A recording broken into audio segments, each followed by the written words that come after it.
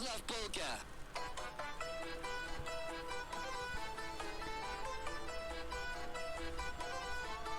Oi, oi.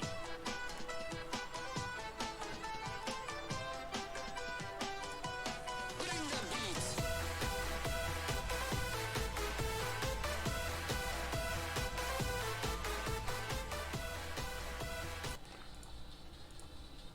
What's up, guys? Hope everyone's doing well. Welcome to an exciting episode of Conscious Energies podcast live. Today is what is today's date? 9/25/2019, and we're gonna get into this.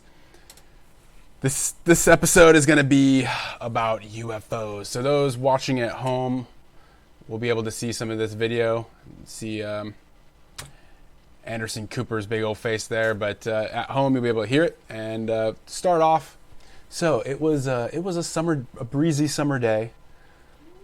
The clouds were poofy in the sky, and I was playing piano, which is something I like to do.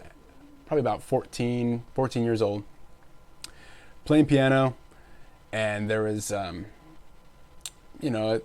had the front door open and everything. I'm like, took a break from the piano. There's actually this beautiful girl who I never had the nerve to ask her name or anything, would always walk by, and I hoped to see her walk by. And so after I was done playing piano, I walked out, maybe hoping to see her, looking up at the clouds in the sky, and then just out of the corner of my eye, I saw this tiny little dot. And at first, it was like a silver BB, like a silver ball. And at first, I was like, well, that's just like a Mylar balloon or something, right? Somebody lost their balloon. And so, but I stared at it for a while, and I noticed that the clouds were moving by, but this object was just sitting still. And then I got like this eerie feeling, like a chill over my body, like realizing that this object is not moving with the wind or anything. And then almost immediately after I got that feeling, all of a sudden it was just gone. It just took off like a flash. And that was quite a trippy experience for me that I'll never forget. Completely sober, all that kind of stuff.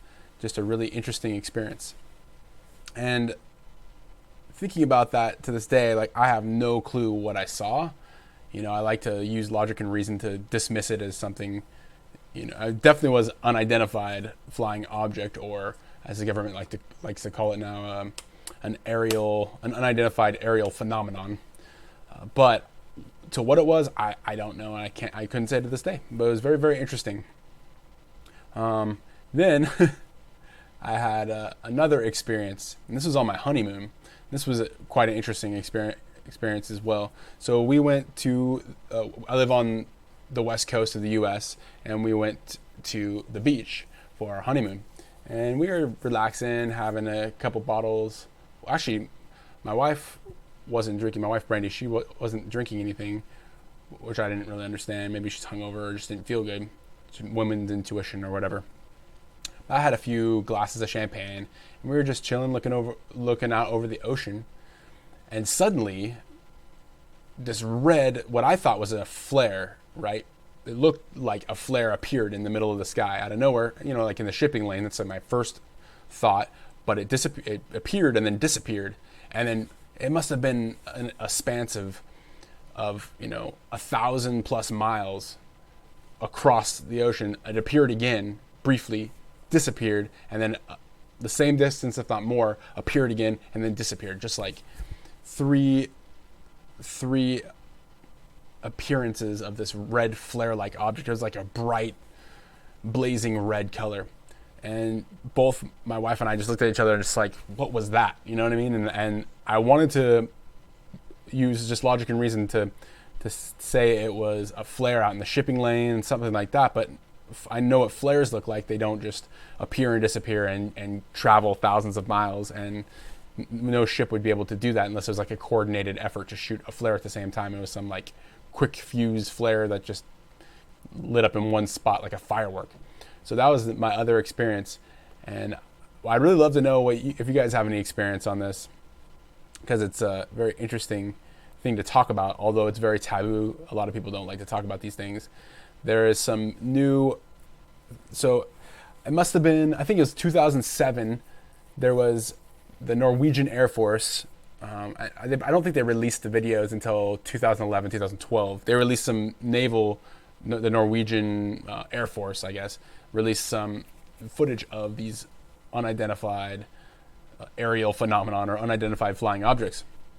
And it was kind of interesting because it was the Air Force itself was releasing these pilot footage of these objects in the sky. So people took it with more credibility. People thought it was more official. Well, come last week, I believe actually this story will say it all. So we can listen to Anderson Cooper's little segment on this. Take a listen. The U.S. Navy has finally acknowledged that videos appearing to show UFOs flying through the air are real. They don't call them UFOs; they call them unidentified aerial phenomena. The several videos they're talking about were recorded years ago by fighter pilots. Then in 2017, they were made public by the New York Times. More now from our Randy Kay. It's rotating. Images of that rotating thing captured by U.S. Navy aircraft, sensors locking in on a target. Commander David Fravor saw it firsthand during a training mission, describing it like a 40-foot-long tic-tac, maneuvering rapidly and changing direction. As we both looked out the right side of our airplane, we saw a disturbance in the water and a white object, oblong, pointing north. The object was first sighted in 2004, then similar objects again in 2015. Footage of the sightings, declassified by the military, weren't made public until December 2017 by the New York Times and a group that researches UFOs. There's a whole fleet of them. Look on the ASA. My gosh. They're all going against the wind. The wind's 120 knots from the west. Look at that thing, dude. This was extremely abrupt, like a ping pong ball bouncing off a wall. The ability This to is one of the hover over pilots. water and then start a vertical climb from basically zero up towards about 12,000 feet, and then accelerate in less than 2 seconds and disappear is something I had never seen in my life. The Navy says it still doesn't know what the objects are, and officials aren't speculating. A Navy spokesman simply confirming to CNN the objects seen in the various clips are unidentified aerial phenomena, or UAPs. The UFO reports were first investigated by a secret $22 million program, part of the Defense Department budget, that investigated reports of UFOs. The program has since been shut down, but it was run by a military intelligence official who told CNN they found compelling evidence that we, quote, may not be alone. Randy Kay, CNN, New York.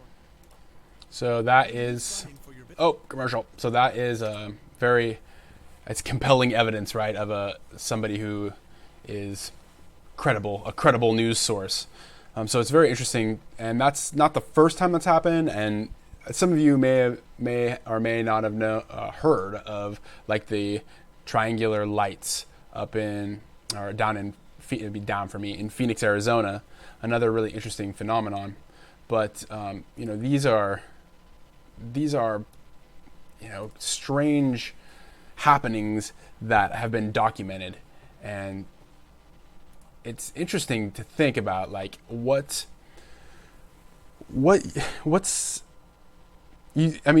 whether they're of this world or not. That's something that was stated at the end of that article. It's like, oh, they're definitely it's not from this world. That's very speculative.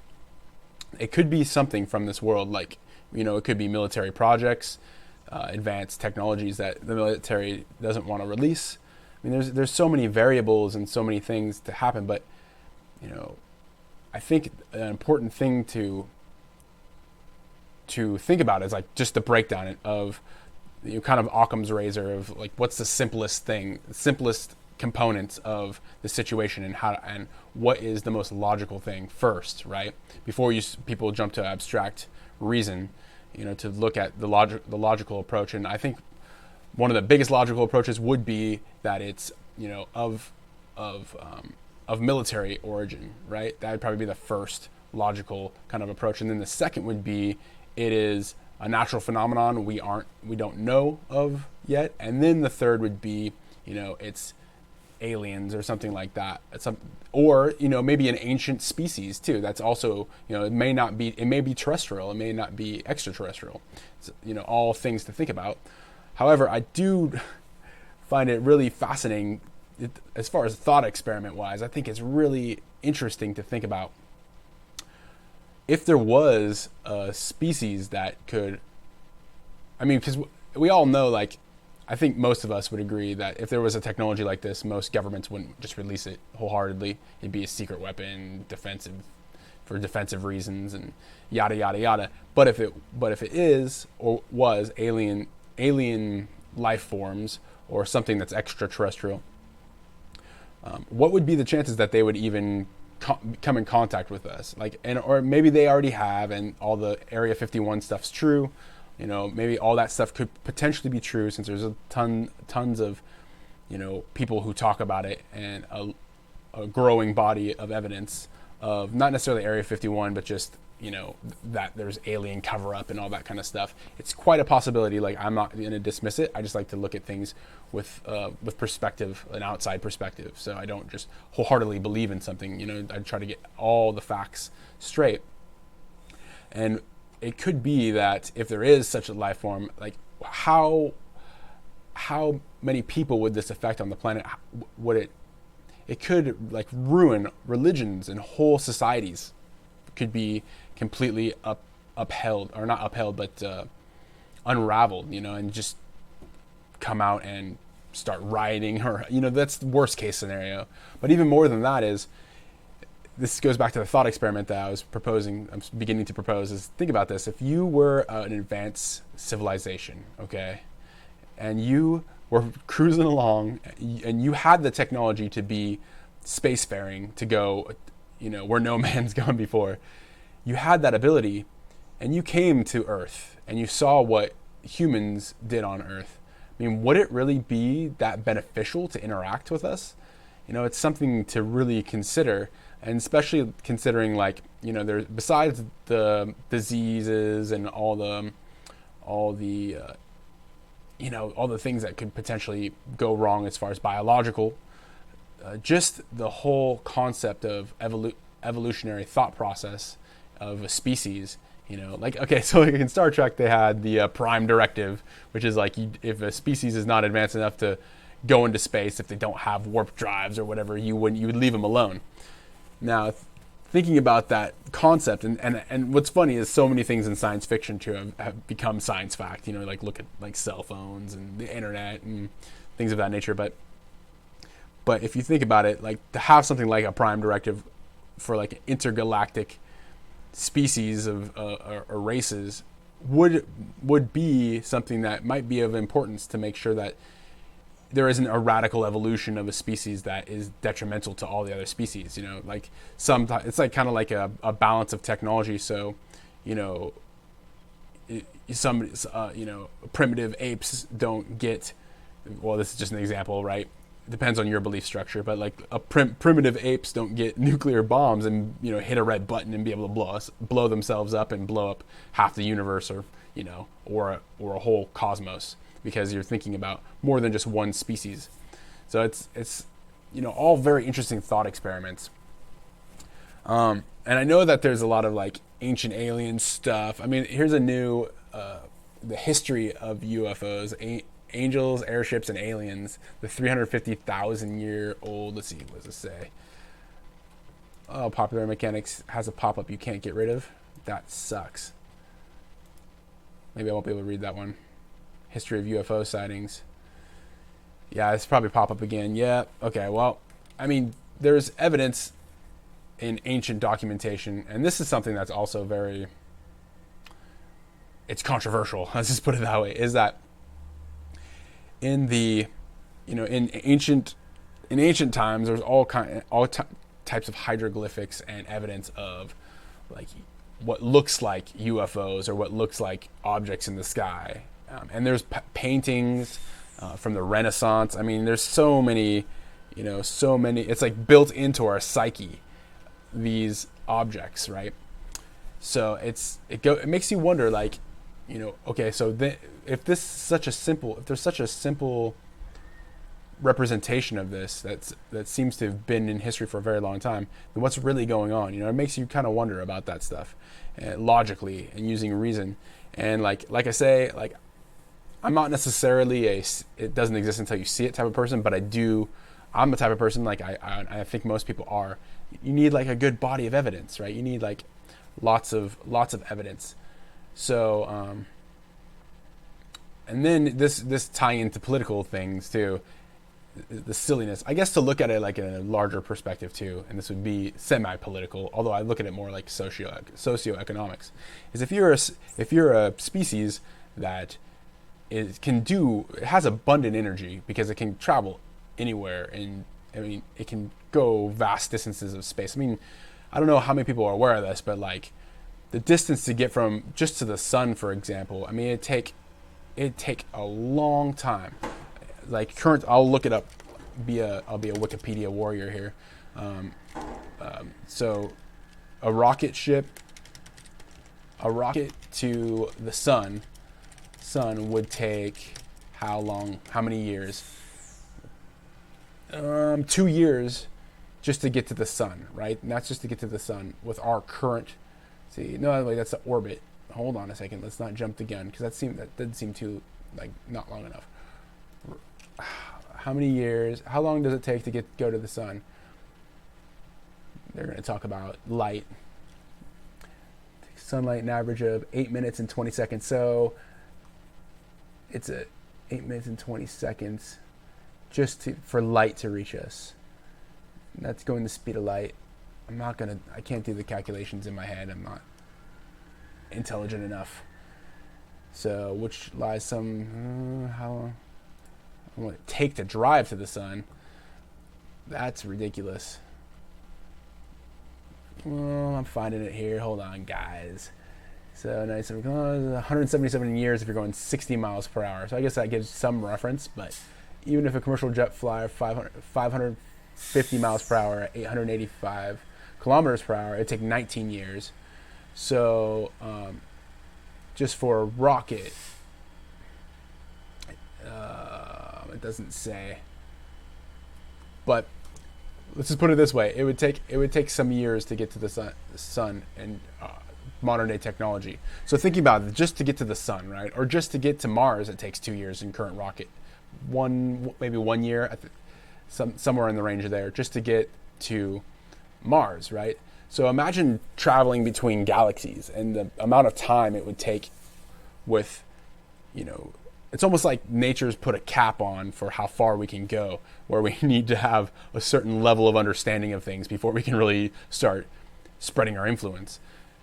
And thinking about it that way, if you were a spacefaring species, right, and you had this technology to go these vast amounts of distances, you had this abundant energy to be able to do so, because it would take a crap ton of energy to be able to do so. And you came to Earth and you saw how we operate on like very scarce, like on a scarcity principle, from our physics to our economic structure is all based around a lot of scarcity. And you saw this, introducing yourself, and thinking that this species would be able to understand. Not to mention, like, if you were a species to have that technology, you probably would have the wisdom and foresight of, who knows how many generations, eons of past history that was actually documented. Who knows? But, you would probably take a step back and be like, okay, let's not intervene with the species, because there would be all types of repercussions that we wouldn't know. That being said, there could also be a species out there that it takes them hundreds of years to travel from one galaxy to another, right? I mean, this is another possibility. This is all just thought experiment stuff.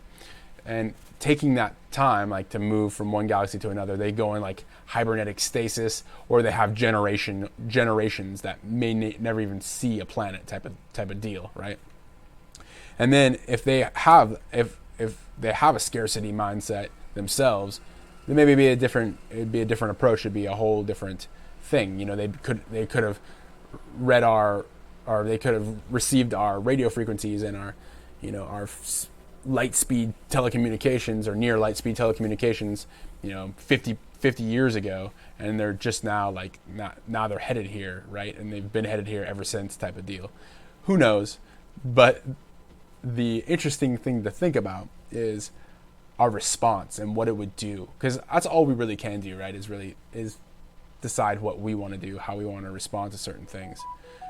So one type of response is fear, right? I think that's a really first and foremost response is the fear of the unknown. I mean, just look at past races. Look at what we've done to each other on this planet with past races. We hardly get along with each other. What would another species do, right? So that's one angle, and then another would be just the dynamic between two different species of intellect, and just even just communication. Communications would be a huge problem, but even just different nuances of a species, just like different nuances of cultures, right? The culture of a species could be so vastly different, kind of like having a non-scarce type of socioeconomic structure, for example, or maybe they eat their firstborn child, just weird things like that. You can't even really comprehend. You can just only use your imagination on. So thinking about those things, I think first and foremost, before we ever were to step into the stars with a species like that, which would be a game changer for everybody on this planet, I think, whether it be positive or negative, it would definitely be one of the most epic things that's ever happened to the human race. But if it hit us all at once like that, the curve of us adapting to that change might be drastically negative. We don't, who knows? So, with all of that in mind, I'd love to hear what you guys think. What type of first and foremost, I particularly would love a species, if there was an alien species, or if there was these UFOs were some type of aliens, they were checking us out and surveying us. I would love that they would be, a positive influence on us. They've been around for so long, so positive in the direction of, more harmony and, getting closer to a universal resonance of life forms, being able to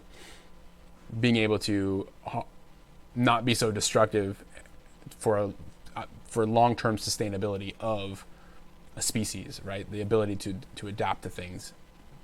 I think that would be very, very helpful for us. But at the same time, if this goes back to biological too, is if you're traveling all this time in space and you have this technology, who knows how the technology is designed, if it makes artificial gravity, if you're actually weightless, maybe there's a quantum integration between the mind of a species and the actual vessel in which it's going, or maybe the vessel itself is the species. That's a whole nother angle that people don't talk about. I think there was besides Star Wars, there being that giant worm that came out of the asteroid, there's an author who basically and also actually, to think about it, in Star Trek there was something like this too, the crystalline entity. So this giant entity that would float through space is pure energy, pretty much.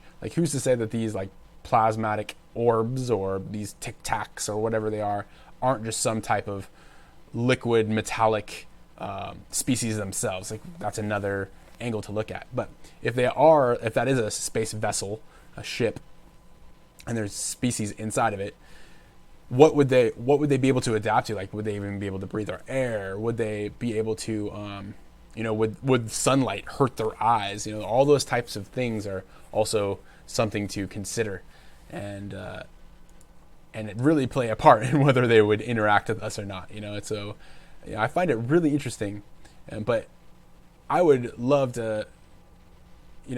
It's kind of like you would want to meet your idol type of deal. It's the same principle with meeting a UFO. For some people, it scares the shit out of them. People would never want to meet a UFO or an alien, right? It's an extraterrestrial, because it scares the crap out of them. It's some type of, it's the unknown. I guess it's the unknowing. But what I find, the older I get, is the more that you put yourself out there, and take risks on things, the more that you realize, things are not that. Overall, life wants to continue to flourish, right? Overall, people on the planet are generally good. Like people don't want to hurt each other and have at least inside them, deep down somewhere, they have some empathy for other people. I think that's probably a universal truth. I don't think that there'd be too many species, especially species that are so far advanced that they can travel the universe in crazy amounts of speed. I don't think that they'd be coming to shoot us up and kill us and take our land and all that kind of stuff. Like, it just doesn't make much sense. Wouldn't progress life, and unless it's like they come to take our resources and type of stuff. But that's like that, looking at it from that perspective is very biased, because we only have earthlings to go off of. We only have our kind of like, I guess if you call it lower dimensional vibration, right? This is totally metaphysical stuff, but metaphysics is kind of if you look at it, quantum physics, metaphysics, and astrophysics, they're all metaphysics. They're all kind of bordering on, whether it's factual or not. Like, the only difference between quantum and like astrophysics is that they use a theoretical physics, right? I guess I should say theoretical physics. Theoretical physics and metaphysics are essentially the same thing. It's the identity of self and finding your way. And actually, it was recoined to theoretical physics, I think, in the early 1900s, where it used to just be called metaphysics, and it was just thought experiments in general. Actually, it might have been mid 1800s. Now I think about it, I could look it up. I could be wrong. Don't quote me on that. But it did change from metaphysics to theoretical physics. And when you do thought experiments like that, like I've just thrown out a crap ton of thought experimentation, but when you do stuff like that, I'm not always a huge fan, because it doesn't really test anything except for our personal bias and maybe our imagination, which is the other side of the coin, and thinking in large terms, large scale things. But it's, to ask nature the question is far more important, I think, to do experimentation or to find some type of evidence through our sensory means, whether it be through eyes, sound, radio frequency, yada yada, whatever sensory mechanism we wish to use. But thinking about like seeing an alien, for some people, like I said, would scare the shit out of them. For me, it would scare me, but at the same time, it'd be exciting. I think for a lot of people, a good amount of people, it would be exciting, and because a lot of people, hopefully now more than ever, with the newer generation like in us, being able to be more connected, more people are starting to become more open to not only new ideas, but just to the random quirks that happen in nature. The random, like the uniqueness that happens in nature. And so it's like and this is, again, like I was going into metaphysics because it's going to pertain to one another, is, vibrational levels. In quantum physics, vibrational level is very relevant to atomic structures and things of that nature. The higher the vibration, the closer it gets into the higher energy states of being. Photons are emitted, heat's emitted, all that radiates, all that kind of stuff. And I think that nature is not some crazy disorganized, amount of nonsense that is hard to decipher. I think there's beautiful patterns in nature that we can easily see reoccurring. Well, the same can be said in our social dynamics, and kind of what metaphysical people say, is, that our vibrational level of consciousness is perhaps raising up, is becoming higher frequency. And in doing so, we start to realize some of the paradigms that we've fallen into a lower that vibrational state, like, the ideas of scarcity, what fear really is, which understanding fear, in this material world, and all the kind of lower vibrational stuff that you find in matter, right? So we're becoming more energetic, even just our technology represents it very well. We're becoming more energetic. We can communicate faster than ever.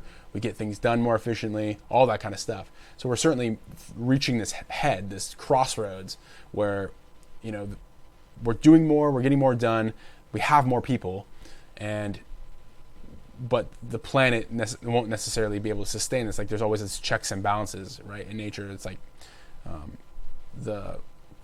Newton's law of every action has an equal opposite reaction type of thing. I mean, after we have a certain amount of people and we're all doing a certain activity together that is maybe very short-sighted, it will catch up to us. We'll feel the effects of it. Now, this sounds like it's going into global warming or climate change. I don't care if you believe or don't believe in global warming or climate change, but if you think that humans are not affecting the environment, then I don't know like what you're looking at. You don't have your eyes open. Like, we make whole cityscapes and ruin, and I shouldn't say ruin, but we change the structural design of a landscape to where it's completely different according to our will, right? We make whole cities that no longer absorb rainwater except for the waterways that we create that because of our will. So if you say that we don't affect the environment, like, that's kind of crazy. I mean, that's like saying we don't live in houses.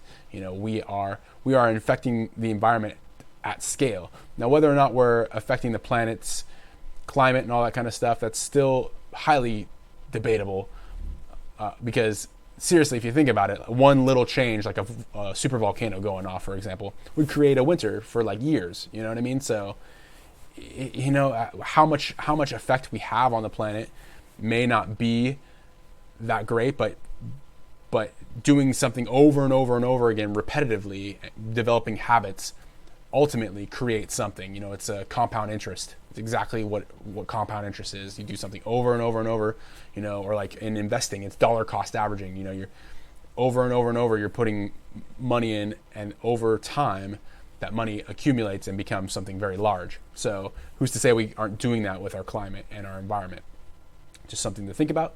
Also, going, you know, in the perspective of an alien race, not a species that isn't able to think on those terms, an alien race might not want to interact with, right? So it's very interesting stuff to talk about and think about, especially when you get into like the metaphysical stuff. And honestly, in my personal opinion, like, this is just who I am and how I feel, is that, you know, what's really lacking in our society is a more spiritual perspective of things. And I don't mean religious. Religion is fine. There's tons of moral guidelines and beautiful stories that were crafted from the Bible and the Torah, and amazing, you know, non-literal is what I would say.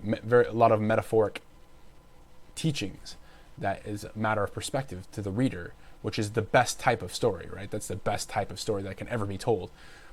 But what I'm talking about is a deep spiritual connection of like, who am I? Why am I here? You know, what's my purpose? Those are like the most important things that we should be discussing and teaching our youth, especially.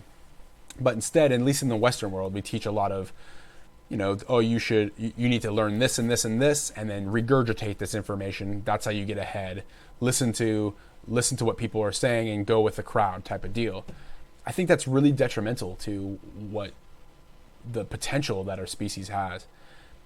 So eventually that shit's gonna have to change. It's just the way it is. It's either gonna change in a negative way or a positive way. You know, it's either gonna be some global catastrophe with climate change, or we extend into something greater, which is my hope, is that we extend into something greater. And I'm, instead of just talking about it, like, I'm doing my best to encourage that and create that myself, to the best of my abilities. So, but looking at, like, if you were an outside species looking in and you had eons of knowledge at your disposal and what worked and what didn't work in your species, looking at those things, you know, you probably would take a step back and just observe. So just observing, testing capabilities of the species, maybe injecting little golden truths, you know, although, I mean, that goes completely against the Prime Directive if you're a Star Trek fan. But those types of things are conversations. That's why thinking about it and coming to the understanding that there is an alien species, like, if that became fact, that would be probably the biggest game changer, is spirituality and understanding our place in the universe, right? Like, even, you know, back in 1969, for when 1969, I think it was 69, when the first clips of Earth were sent back right? The outside perspective. That opened the perspective of so many, that opened the visual, like just our place in the universe. It made us feel so small, I guess, for most people. Not like I was alive back then. I'm only 36, but according to, history and what happened after, like that really opened up a lot of people's eyes. Science fiction became even more science real, science fact. So it's really interesting to think about what accepting or disclosing alien contact or an alien species actually exists. Now, the foundation of there being life off of Earth, I think, is undeniable by this time. Whether it's a advanced civilization or a cognizant species that's self-aware and has free will, like a massive amount of free will, that's debatable. But for sure, as far as probability goes, to think that there's no other life out there is pretty absurd. I think that's very limited. It's a very limiting belief, because you look at things like water bearers, for example, or tardigrades. They can survive the vacuum of space. We've found evidence of them on asteroids. There's a huge body of evidence there. And then looking at what life needs to survive, essentially just water is all life needs to survive, H and O, and mix in a little bit of other elements to create something new. And there's tons of evidence now on, like, India went to the moon because it detected water. Their space program went to the moon to detect water. There's the probability of there being water on the moon is really high now. I think they chalked it up in the 70-80 percentile of there actually being water on the moon, ice, right? And then Mars is coming into question of the same principles. So as our I guess it'd be an expansion of consciousness. It's funny because a buddy of mine just sent me, I don't know if you are aware of the thermodynamic principle of Maxwell's demon of information, like looking at thermodynamics in informational states, which I think is a far better approach. Like, systems are getting more complex. There's more complexity rather than, as far as entropy, rather than things just cooling down, because there's all kinds of happenings with some type of resonant pattern. If there's a resonant pattern, some type of oscillation that's different than other oscillations, it can create a whole new thing, a whole new creation, right? Because you're having these interwoven frequencies, I guess you could call it, of energy interacting, creating something different, something new. So, with that mindset and that scientific premise, who's to say that you can't just, there isn't huge swaths of life forms out there created, through the fundamental principles of physics. It's just something that it's really like eye-opening, and it's self-propagating almost, like, to even think about it, because it's like you're expanding your awareness, you're expanding your consciousness of something. The whole idea of the existence of other energy, I guess, other things just like you or similar to you, but different. It's kind of, and that brings me back to the, I guess I would say back down to earth, but not really. This is all very out in the ethers, big thought type of stuff, philosophical and what have you. But it's really interesting that we are so shallow. It seems like, at least in the Western world, primarily.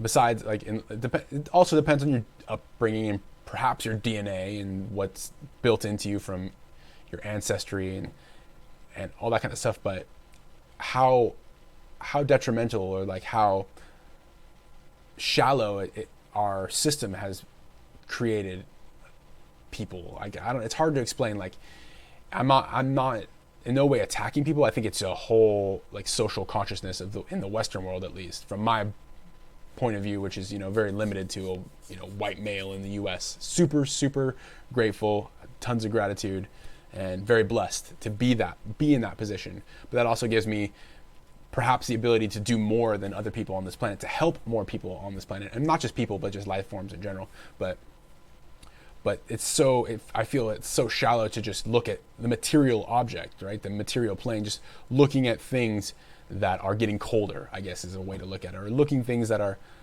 as far as thermodynamics, are getting colder. Looking at things that are not that shouldn't be complex. Like, don't look at the complexity, don't look at the challenges of things.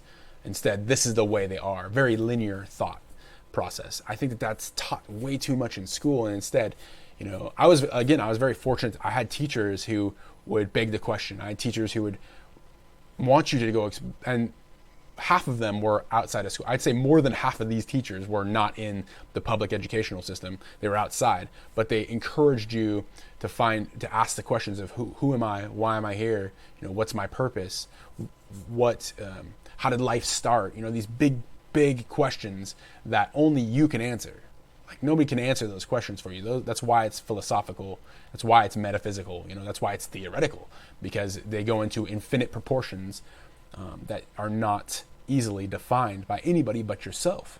And there's some stoicism in play there, and I would never want to say what I think it is, like what it is, as a matter of fact, because that's just not the way it works with these types of principles and concepts. Like, these are all things that we need to learn ourselves.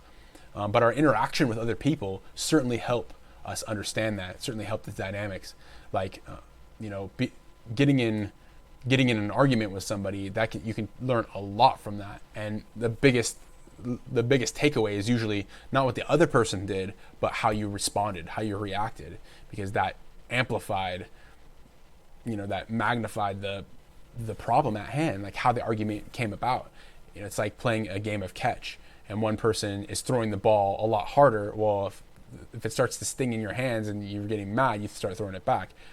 But there's other options. You can choose to get a tool that makes the ball go a little hits your hand a little softer, like a mitt. You can not catch the ball. This is all communication. We won't go into the actual violent act or anything, but it's just communication principles. You can not catch the ball. You can choose not to play the game with that person anymore. There's so many other options, and I think that's a really big principle. For if there was alien life, this is full circle, of course, because we're talking about aliens, guys, and UFOs, right? But if full circle, like, I think it's important to put that into perspective. Like, you are communicating with a species in whatever terms you can. If you screw up, right, or if you interpret something incorrectly and take things to just emotional state rather than using logic and reason and trying to understand the challenges in place, try to really truly understand, but just jump to some type of emotional conclusion, that can be very dangerous. We could wipe ourselves out, or we could wipe out a species, or however you want to look at it. It's like back in the day, we found new species. Like, for example, the buffalo is a really good example. Okay, we came here, we being white people, white men, the European people. I'm not talking about Native Americans.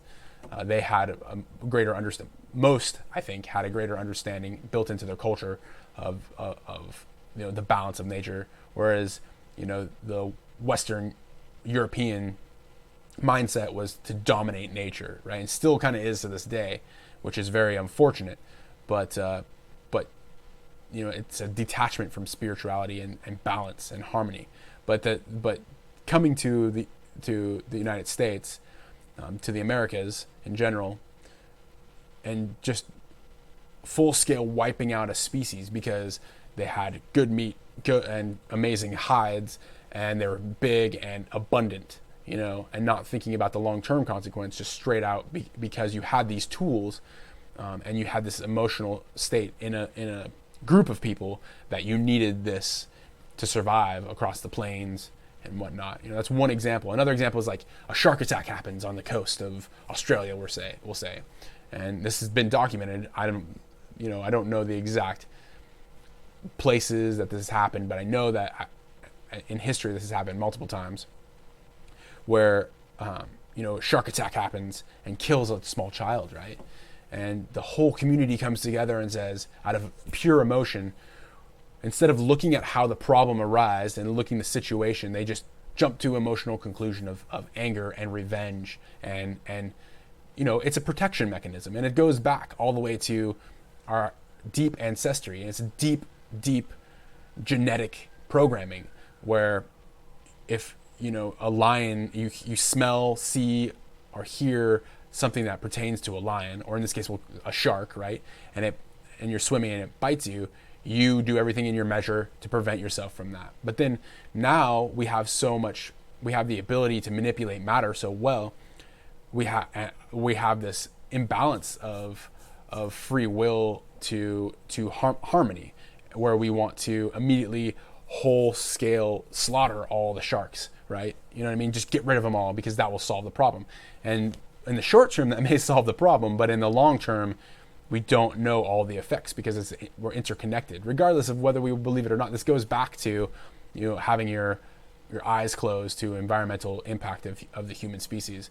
Like, if you don't think that we're interconnected, then, like, I'm sorry, but you just don't know how the human body works. Like, we have all kinds of organisms that have decided to have symbiotic relations with each other. That's why we have this complex organism, right? A system has become more complex. It's, you know, whether you call it creation, evolution, it doesn't matter what your term is. It's the progression of life is to make systems that work through cooperation, harmony, and really resonance. I mean, finding resonant frequencies with the field around, like the field around being a natural environment. So, I mean, to think that we can somehow dominate, and going back to educational system, to think that we are somehow superior and have it all figured out is very, very short-sighted and not very helpful for progressing forward in humanity. And I can totally see why some alien species flying through space, stopping by, would be like, no, fuck that species. Like, screw those guys, dude. They're still stuck on themselves. You know what I mean? They're still living in a time where they think that they got it all. Like, it's like almost like a teenager, right? Like when I was a teenager, or even younger, like, you know, when I was like turning 7, 8, 9, and I don't know how many of you guys have gone through this, but, or if you have kids and you were going through this, you think you knew everything. Like, you think you had it all figured out. And most of it was driven off of emotion, though. Like, if you think about it now in hindsight, most of those responses were all pure, pure chemical responses or emotional responses. They weren't like through logic and reason. You didn't take a deep breath and step back and get the whole perspective. You just immediately were like, no, this is how it is, because that's how you felt, right? And being a species that's so young still, I think that's still that would be something to deter a very ancient species from going and hanging out. Whether or not you believe in aliens or not, like, just this is all conceptual. This is all just thinking about, you know, a bigger picture of stuff. And yeah, I mean, there's tons of evidence of strange pictures and, you know, images of different, and the biggest one now obviously is the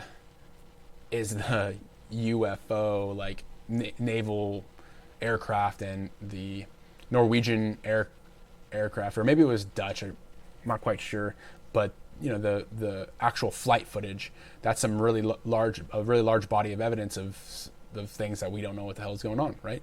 Another one is, like I was telling you about the story I had when I was young. There's so many people who have similar stories of just strange things they saw in the sky. Some of them wholeheartedly believe that they're aliens, and the other people leave it at face value that they're just some weird object in the sky.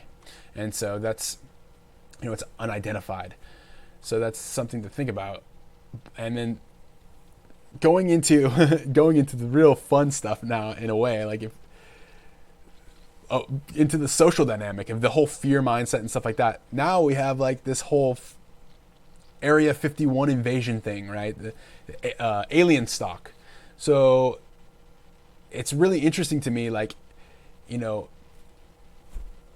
trying to unmask the veil of anything, like, you know, the ego of a society, by going to Area 51 and even, you know, occupying. It's like kind of like the Occupy movement for Area 51. By going there and showing a presence and bringing more awareness to it, you know, though it's funny, and we a lot of times combat our most scary shit with humor, and that's one of our best mechanisms because it's not so painful if there's humor involved. There's actually a study, and I don't know the study, like I don't know the actual citation of it, but it was a study done by some, I think it was like University of Michigan or something like that, where they took a group of people and they put them in a room and showed them footage of you know, they had a control, so they just showed just random footage, and then they had a footage of like America's Funniest Home Videos, and then they in one group, and then they had footage of like some type of tragedy, you know, movie, and then they had footage of like horror and all kinds of different stuff, and basically they gave them little electroshocks, right? Painful electroshocks.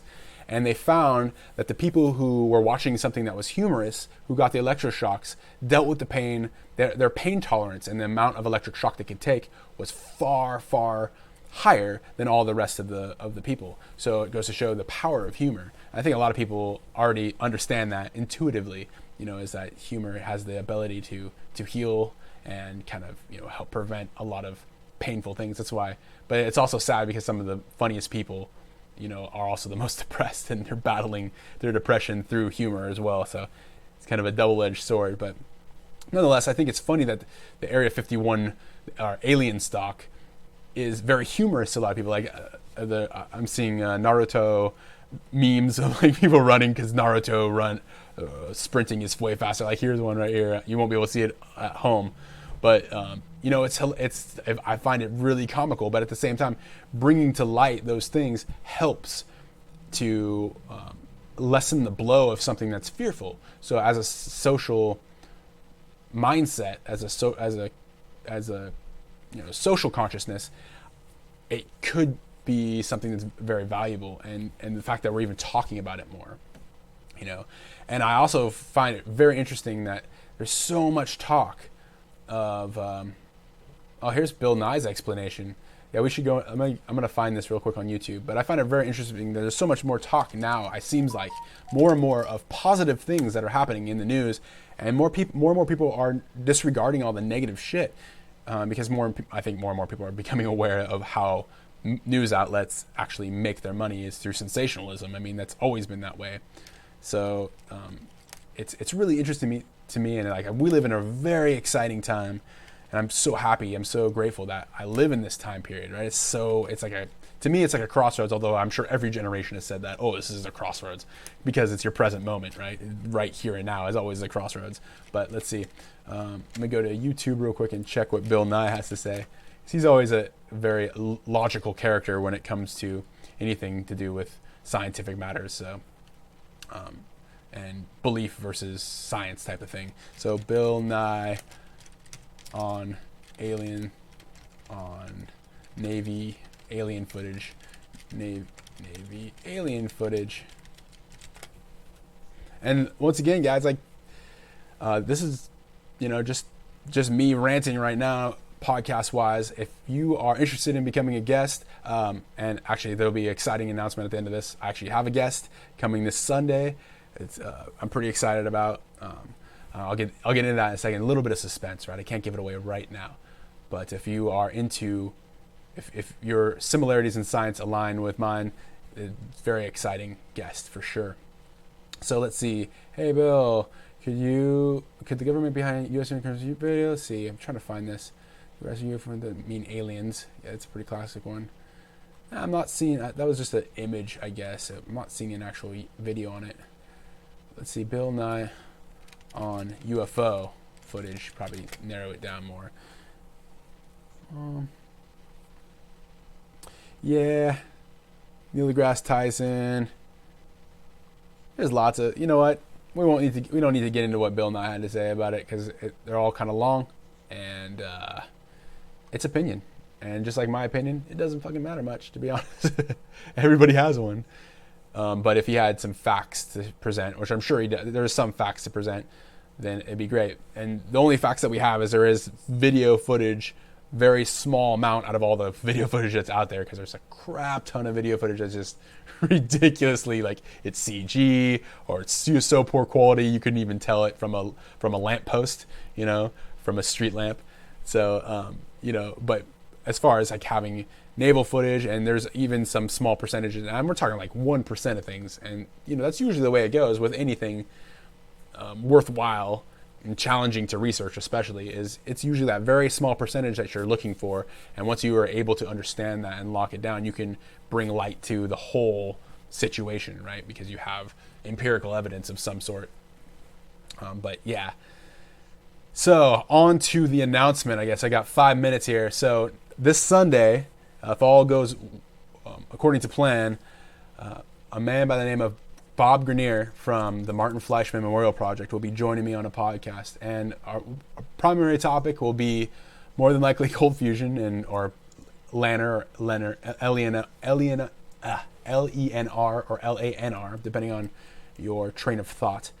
That's going to be the primary focus, but you know, we'll find out more about Mr. Grenier's background, and you know, ask him some juicy questions. So if you guys have any questions about those particular topics, or just general topics in general, that's kind of redundant, general questions, please send me a DM. You can join the Discord group, you can join our Facebook group, whatever social media platform you prefer. I scan them all, so you know, ask me your questions and I'll ask them to him, or join live and ask questions. I integrated the chat stream now where you can see it live. So so if you're watching it live, you can actually see it. But of course, it's a podcast, and it will all be pre-recorded to those who prefer to listen in while they're, you know, going about their daily lives. That's kind of what I do, is I listen in to podcasts to get information and stuff like that, now more than ever, because I'm busy doing so many things. Unless I'm working on something very creative, and if I'm just doing some mundane, trivial task, I'll listen to podcasts or something informational. So that's kind of why I went to the podcast format a lot. And also, I don't know if I mentioned this before, but I have a laboratory now, and I'm unable to do live streams from my garage laboratory. But I will be doing some video content as time allows, and that should be coming soon. And I got some good ideas and some good things that I'm working on. And I think one of the biggest ones I'll probably do is, well, I don't know. I'll keep it a suspense. I don't want to say anything and then not you know, come through. So I'm the type of person that really, I hold myself accountable for the things I say. So when I say I'm going to do something, I have to do it, and it will irritate the crap out of me if I don't do it. So instead of saying it and getting myself all stressed out, I'm just going to play it easy, you know, and let the chips fall where they may, and just keep working every step at a time.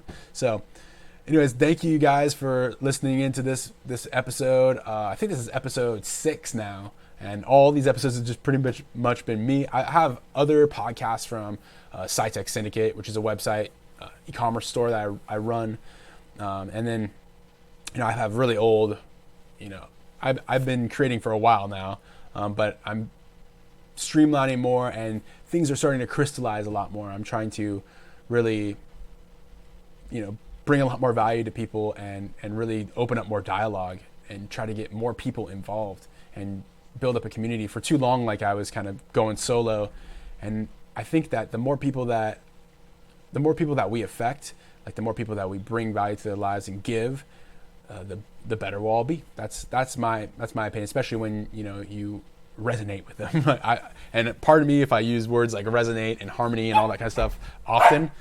Dogs are going off. Oh no.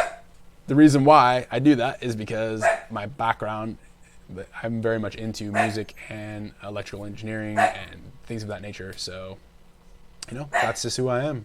So, got a deal. So much love to you all. I hope you guys enjoyed this episode. And once again, look in the description below, the link below. There's all the links to Discord, Facebook group, whatever medium you prefer. And hit me up with a question. And if there's a topic you guys want me to cover and look into, I'll do some deep research if somebody asks me, and really look into a topic, and we can come to some type of, I won't say a resolution, but we'll come to some type of understanding of whatever topic it may be. There's some topics I'm obviously not going to be very good at, but the topics that I enjoy a lot are anything to do with, science, the convergence of science and spirituality, I guess. I've always been that way. I kind of held back on my spiritual side a lot, but people who know me personally know, they call me Deep Dyden, and that's who I am. So I might as well start being more transparent with that type of stuff. So thanks again, guys, for watching. Much love to you all, and until next episode, peace.